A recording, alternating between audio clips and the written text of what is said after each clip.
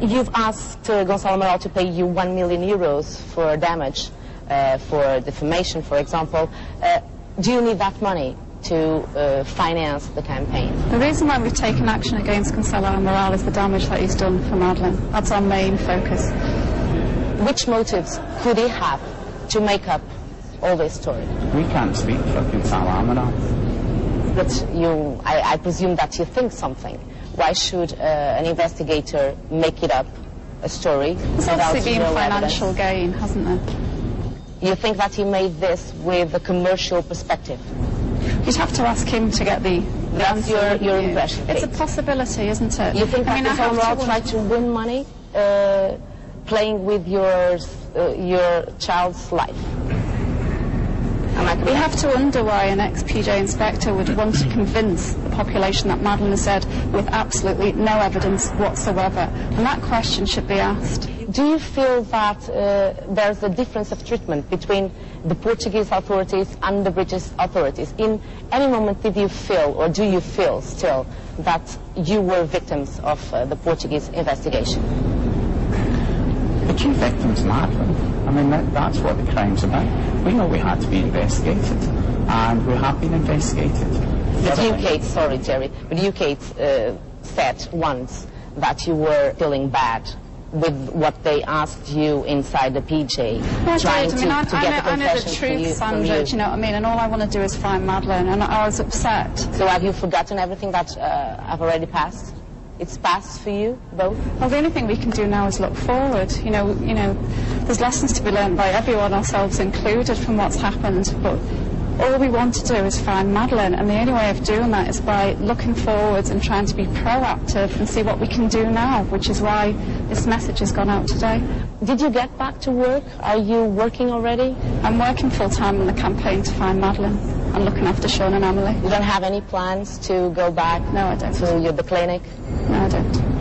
You don't? And talking about the twins, now the time is passing, 2 years and a half since Madeleine disappeared. They are growing up. How will you be able to explain them what happened when they have age to really understand it? Well, it's like filling in a picture for them, the information that we have available, and we'll give them as their minds inquire and as they're able to handle that information, then we will answer all of their questions openly and honestly. What will you tell them? Well, we'll answer their questions, so what they ask us, we'll tell them, and we'll tell them exactly what happened and what information we know. And what they do know is that we are continuing to look for their sister. They want people to look for their sister. But will you go into details about what happened that We'll be led by them. We've had advice from a child psychologist, and they said Sean and Emily will lead the way. If they ask a question, answer them honestly. We're not going to rush them, but if they ask something, then obviously we'll answer them. They are in the same school where Madeleine was? Yeah, well, she didn't get a chance to start yet, so that she was there, her place is there, and the twins are there now. The room, Madeleine's room, is still the same? Bedroom.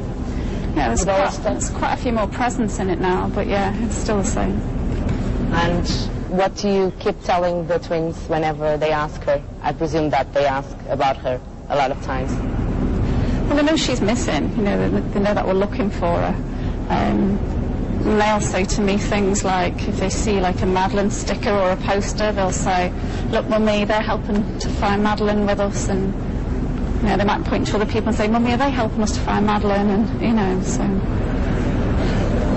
Is it still very hard for you, or are you getting used to this reality? Are you trying to live with it? I think you have to. I think you have to adapt, and you have to function. I mean, if we want to look after Sean and Emily, and if you want to search for Madeleine, then you have to function. I'm obviously stronger than I was, say, a year ago. Obviously the emotion's still there, but... And we do as much as we possibly can to ensure that the twins see us happy and see them happy with them, and they give us a tremendous amount of joy. And our life, you know, on a day-to-day basis, superficially, would look like any other family with 2 young children.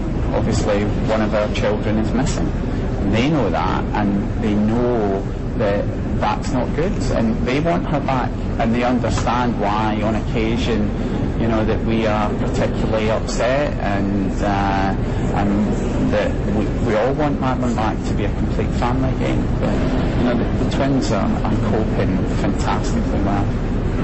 You told me once that you are both living a nightmare.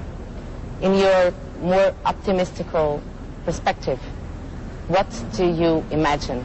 What do you think it could be the best way to recover Madeleine? I think the first thing today is that this message that can be downloaded and distributed will get heard and seen by someone who knows, and it will tweak their conscience and get them to give information that can bring Madeleine back. The last lead that you've shared with us was about a woman in Barcelona. Has this anything to do with this appeal? Is for that you are asking the relatives of people that can be involved in her disappearance to call you? I think first thing to say is, you know, the investigation matters will be dealt with by the professionals, and obviously we've got David Edgar working for us, or law enforcement as appropriate. Today is about this appeal. It's completely separate. It's going out in 7 different languages. We want it to be spread as far and as wide as possible, because we don't know where Madeleine is, and we don't know who took her. And that's why we need the public's help to spread it and email it to all your contacts. I know you've already done it, Sandra. Thank you very much to both. Termina assim este especial de informação gravado num estúdio, mesmo no coração político do Reino Unido. O centro a partir do qual a procura de Madeleine continua a ser badalada. Boa noite.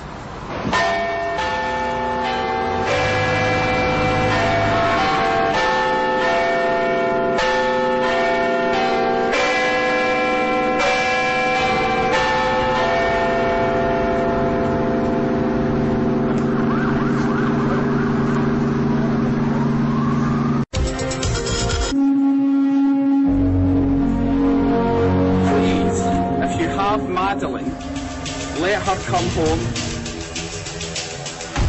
She's out there, and I want her back. Do you believe she is still alive? Please continue to pray for Madeleine.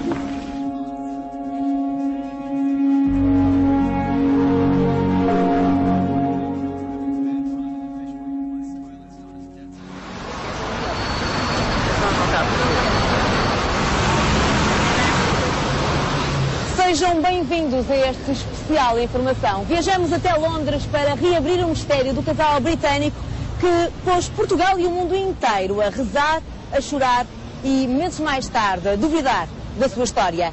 Esta é a sua primeira grande entrevista a uma televisão portuguesa desde que o caso foi arquivado há mais de um ano. Hello, Kate. Hi, Gerry. You've called us here, or invite us here to show these 2 new pictures of how Madeleine might look like now at the age of 6, and also to watch a video, a new appeal video. But you have been recently together in Lisbon. Have you truly felt